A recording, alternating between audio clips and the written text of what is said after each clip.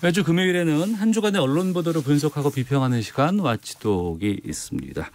정상근 전 미디어오늘 기자 나오셨습니다. 어서 오세요. 네, 안녕하십니까. 예, 그리고 오늘 새롭게 오신 분입니다. 타이완 외신 기자신데요. 양첸하오 기자 함께하겠습니다. 안녕하십니까? 안녕하세요. 양첸하오입니다. 예. 2013년부터 우리나라에 한국에서 생활하시면서 네. 우리 그 한국 소식을 중화권에 많이 전달하는 역할을 해오셨다면서요? 네, 맞습니다. 어디 매체로 주로 많이 알려주셨어요? 대만의 여러 신문사랑 잡지 그리고 대만 공영방송 그죠. 네. 저도 한 2014년부터 2017년까지 BBC 주문판의 소프트판을 맡은 적이 있어요. 예. 네. 우리말 잘하세요. 아니에요. 진짜 이번 생방송 출연 처음이라서 예. 부족한 부분이 너무 많은 것 같아서 좀 양해해 주시고요.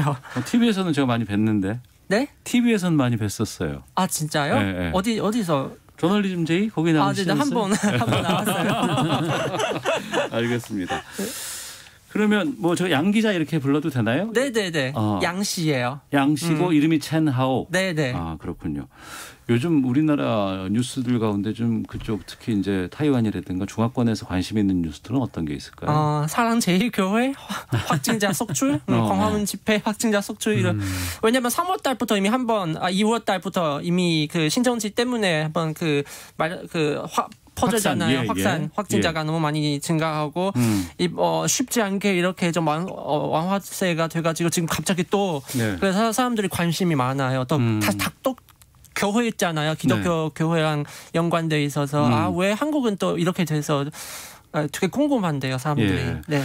타이완 같은 경우에는 네. 대만은 중국과의 관계가 그렇게 좋지를 않아서 네. 교류가 많이 지금 그 전부터 코로나19가 확산되기 전부터 많이 중단돼 왔었잖아요. 네. 지금 코로나19 대만 상황은 어떻습니까?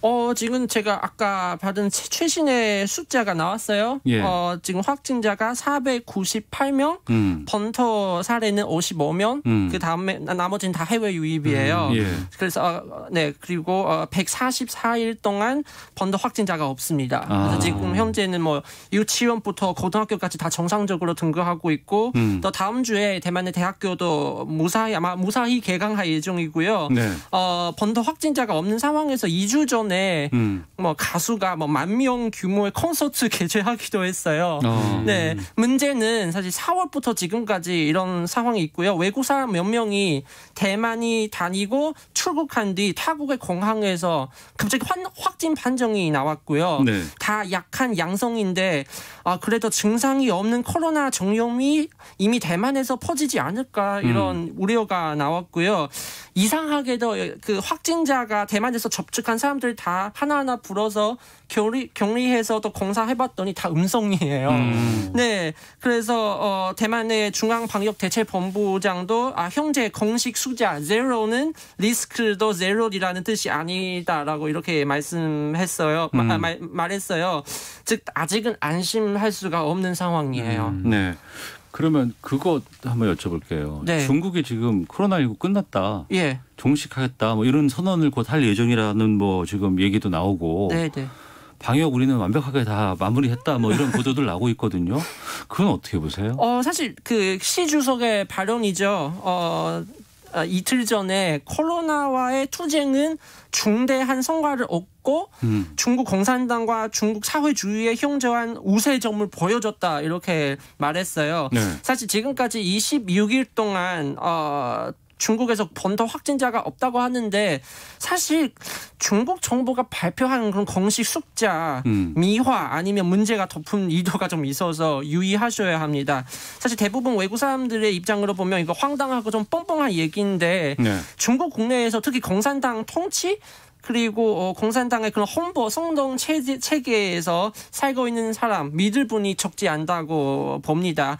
지금 미국 또 많은 국가들과의 갈등이 심각해지는 상황 중국은 특히 왕이 외교부 장관이 이번 주까지 유럽 순방했는데 사실 많은 방문 국가가 왕 장관한테 직접 비우호적이나 아니면 비판적인 태도를 보여주고 예를 들면 이탈리아 총리는 왕이 장관에게 만남 거절을 했어요. 안 만났어요? 네. 통화만. 네. 그리고 많은 국가의 정상들은 직접 왕이 장관한테 홍콩 국간법 그리고 입법회 선거 연기 등에 대한 우려를 직접 표시를 해서 사실 왕 장관은 예를 많이 먹었어요. 그래서 시 주석의 이런 발언은 사실 국내 민심 집결용으로 보시면 됩니다. 예, 알겠습니다. 네. 양채나오 기자와 함께 말씀 나누고 있는데요. 자, 정상훈 기자와 양채나오 기자와 좀 본격적으로 말씀 나눠보도록 하겠습니다. 오늘 지난번에 있었던 의료계 집단 휴진 일단락 되긴 했습니다만 지금 국가고시 문제 때문에 다시 또 좀 여지는 남아 있습니다만 언론 보도들 좀 분석해 보겠습니다. 대한의사협회 집단 휴진. 애초에는 의료계 파업 이렇게까지 얘기를 했지만 이게 파업으로 보기엔 적절하지 않다는 좀 지적도 많이 있었고요. 네네. 어떻게 지금 보도들이 나오고 있었는지 좀 살펴볼까 하는데 먼저 이 상황을 어떻게 봤어요, 정상훈 기자는? 저는 저도 이제 국내에서 좀 이렇게 파업 현장이라든지 이런 곳을 좀 몇 번 다닌 적이 있는데 좀 그때랑 좀 비교해 보면 뭐랄까요, 하여튼 그 아주 큰 차이를 많이 느꼈어요. 그게 큰 뭐냐면, 차이. 예. 일단 첫 번째 같은 경우에는 그 이번 단체 행동 같은 의사들의 단체 행동 같은 경우에는 뭐랄까요? 하여튼 내부 의견이 이렇게 잘 일치가 안 되는 사례가 있었나라는 생각이 일단 좀 처음부터 들었거든요. 그러니까 대체로 다른 곳의 단체 활동도 마찬가지지만 내부 의견이 잘 일치되지 않는 경우가 있기는 있는데 그래도 집행부에게 위임을 하거나 아니면은 내부 논의를 거쳐서 그다음에 협상을 하는 그런 방안들이 보통 일반적으로 나오곤 하는데 이번 같은 경우에는 의협이라든지 전공의 단체 의대생 등등 모두 생각이 달라가지고 지켜보시는 분들 입장에서도 굉장히 좀 혼란스러웠을 것 같고 정부 입장에서도 누구랑 대체 협의를 해야 되는가 좀 이런 판단 생각도 들었을 것 같고요.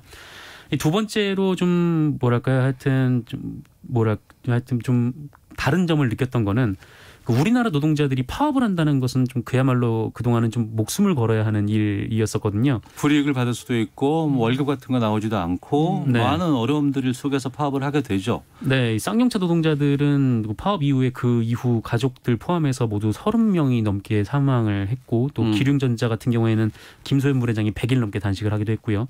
그리고 회사와 사회에 손해를 끼쳤다면서 이제 수십억 수백억의 손해배상 소송을 당하기도 했는데 그런데 이번 의사파업은 그렇지가 않았어요. 왜냐하면은 단식 같은 거 할 이유도 없었던 게 사실 대부분의 언론이 이렇게 주목한 단체 행동도 없었거든요. 네. 그런 점이 있었다고 보고 그동안 파업을 하면은 신문에 한 줄 나오기도 굉장히 힘들었는데 이번 집단 행동은 그야말로 좀 모든 국내 매체들이 매일같이 좀 입장을 담아 기사를 써줬으니까 이런 점에서 좀 큰 차이를 느꼈습니다. 기사를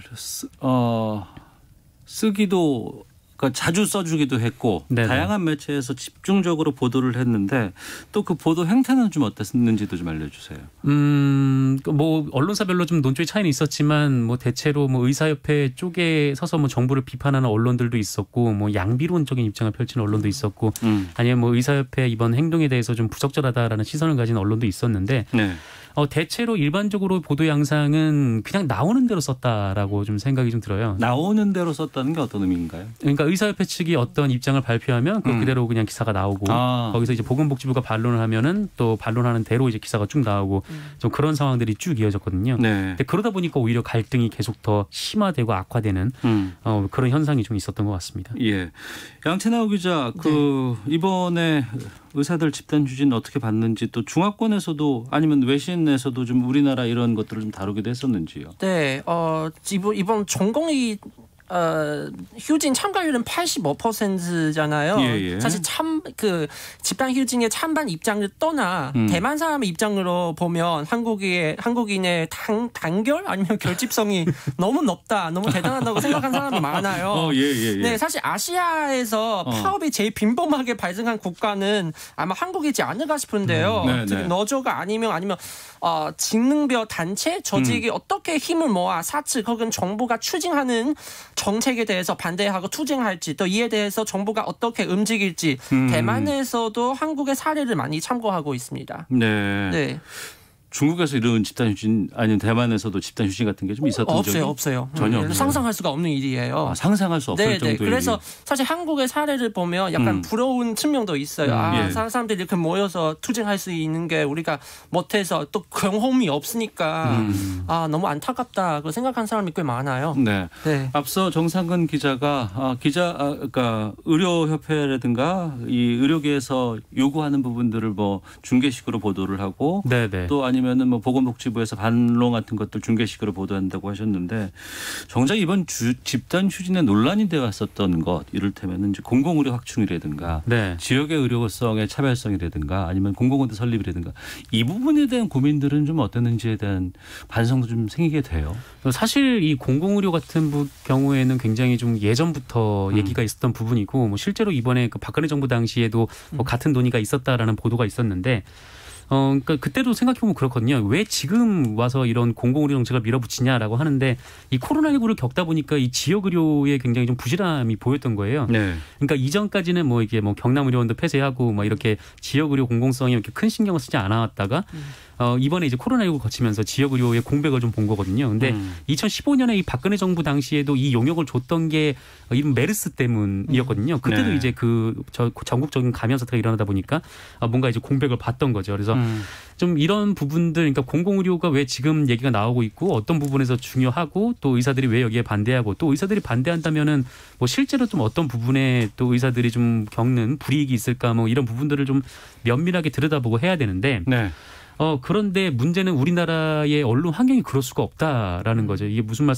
말이냐면 그러니까 뭐 발생하는 기사들을 쓰고 중계하는 거 외에는 할 수 있는 역량이 없는 거예요. 왜냐하면 일단 첫 번째는 전문 인력이 없고 이 두 번째는 이 전문 인력이 아닌 사람들이 어느 정도 전문성을 갖추려면 취재에 시간이 필요한데 우리나라 언론 데스크들은 기다려주지 않는다라는 거예요. 그래서 이 이슈가 계속 빠르게 돌아가니까 그냥 뭐 사회부 기자 누가 거기서 기자회견을 하면은 그곳에 가서 기사를 써와라라고 시키니까 그 사람들은 그냥 여러 가지 사건을 다루다가 그것도 n분의 1로 보이는 거고 그냥 거기서 앉아가지고 그냥 받아 쓰고 그냥 올릴 수밖에 없는 거죠.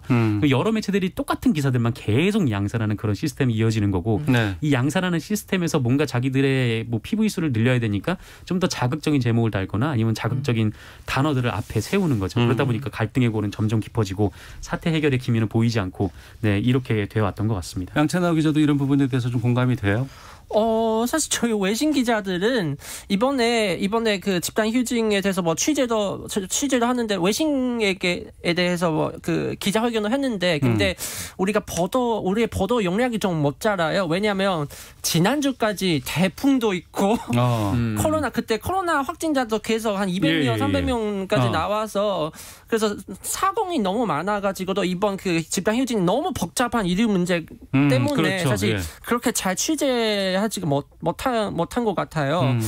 그래도 한국의 그 언론의 신문사나 뭐 방송 보니까 극대극 아니면 치킨겐 이런 대립 저장식의 이런 타이틀 주체가 너무 많이 나와서 근데 그 성의 있게 지금 양측의 입장 전달하고 또 서로 이렇게 공감대를 찾을 수 있는 기사가 그렇게 많지 않은 것 같다 그런 느낌이 있어요. 뭐 여러 가지 이해관계가 있는 사람들이 있거든요. 뭐 간호사들도 그렇고 뭐 아니면은 뭐 의사들도 뭐 다양한 종류 분야의 의사들도 계시니까 그분들의 입장도 싫고 뭐 지역에 있는 뭐 현장은 어떤지 뭐 해당 지역병원의 원장님 인터뷰도 싫고 뭐 그런 식으로 다양하게 얘기들이 나와서 좀 하나로 좀 모아지는 그런 과정들을 좀 언론이 만들어서 이제 이른바 이제 공론장 역할을 했으면 좋겠는데 그게 잘 안 됐던 거죠. 그러니까 뉴스가 많아요. 또 우리나라 자체가 급변하는 뉴스 이슈가 상당히 많은 것도 사실이고 하나하나 따라가기가 다른 일을 하거나 생활을 하면서 뉴스 다 챙겨보기가 참 쉽지 않거든요.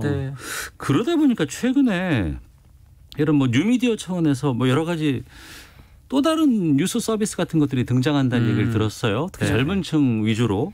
유닉? 이게 뭐예요? 그러니까 뭐 유닉이라는 것은 이제 그 매체의 이름인 거고, 그러니까 이 매체가 어떤 서비스를 하느냐, 그러니까 뉴스를 이제 직접 개개인에게 배달을 해주는 거죠. 그러니까 고객의 이메일로 네. 그 뉴스를 큐레이션해서 그 뭐 요약해서 좀 읽기 쉽게 좀 다듬어서 그렇게 골라서 보내주는 서비스라고 보시면 되고 네. 사실 포털 뉴스를 보면은 뉴스가 주르륵 나와 있기는 한데 이 추미애 법무부 장관 관련 뉴스만 보더라도 그냥 기사 하나만 딱 읽으면 무슨 말인지 잘 몰라요. 그러니까 계속 그 이슈를 추적해 오거나 아니면 알고 있는 사람이 아니면 좀 그렇죠. 읽기 어려운 부분들이 좀 있거든요. 예. 그래서 그거를 좀 쉽게 전달하는 뉴스레터 서비스 이렇게 보시면 될 것 같습니다. 그러니까 기존의 언론 같은 경우에는 한번 무슨 뭐 어떤 신문이 있다고 했을 때 그 신문에서 계속해서 뉴스를 생산해 나가면 그 다음 거, 그 다음 거, 다음 거 계속해서 따라가긴 하지만 네. 네. 중간에 들어온 이 뉴스를 본 사람들은 초반에는 어떤 일이 있었지 뭐 이런 것들 잘 이해하기 쉽지 않은데 맥락이 네. 없어서 맥락이 없는데 그걸 정리하는 그런 서비스가 있다는 거 아니에요? 네네. 이런 패턴은 어떻게 보세요? 사실 일반 사람들은 뭐 신문을 우리가 정통적으로 뉴스를 접근한 방식은 바로 TV나 인터넷. 그 인터넷 보면 각 언론사의 웹사이트 보면 그 링크가 너무 많잖아요. 네, 그렇죠. 광고도 많고. 광고도 많고 또 뭐 고정한 시간이 다 이렇게 하나하나 볼 수가 없잖아요. 그래서 이런 뉴스 크리에이션은 현대 사람들에게 좀 고정된 시간이 한 10분, 15분 오늘 제일 중요한 소식도 나에 대한 좀 유익한 정보를 이렇게 얻을 수 있게 만들어서 그 정보의 취급성 조금 더 독자들에게 좀 더 가까워진 것 같아요.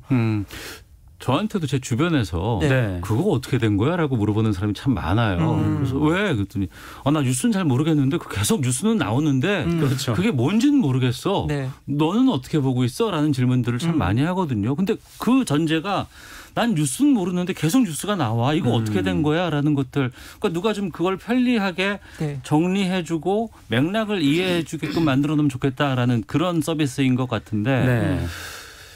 글쎄요. 여기에도 좀 약간 어려움들이 좀 있지 않을까 싶어요. 신중할 필요도 있고.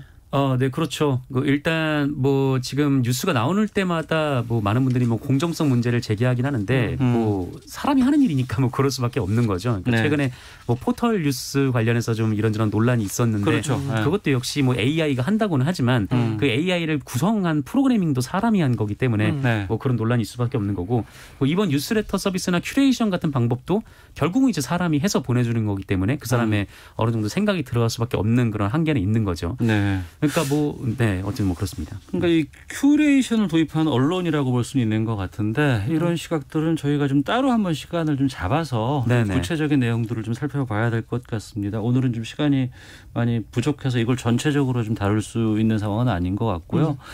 청취자 하정화님께서 양채나오 기자님 음색이 우리나라 분 같아 친근하네요. 우리말도 참 잘하십니다라는 의견을 감사합니다. 보내주셨고 송미영님 양 기자님 한국어 실력 어휘구사가 대단하시네요라는 의견도 보내주셨습니다. 감사합니다. 자, 왈치독 오늘은 여기서 좀 마쳐야 될 것 같습니다. 정상근 기자 또 양채나오 대만 외신 기자와 함께했습니다. 두 분 말씀 고맙습니다. 고맙습니다.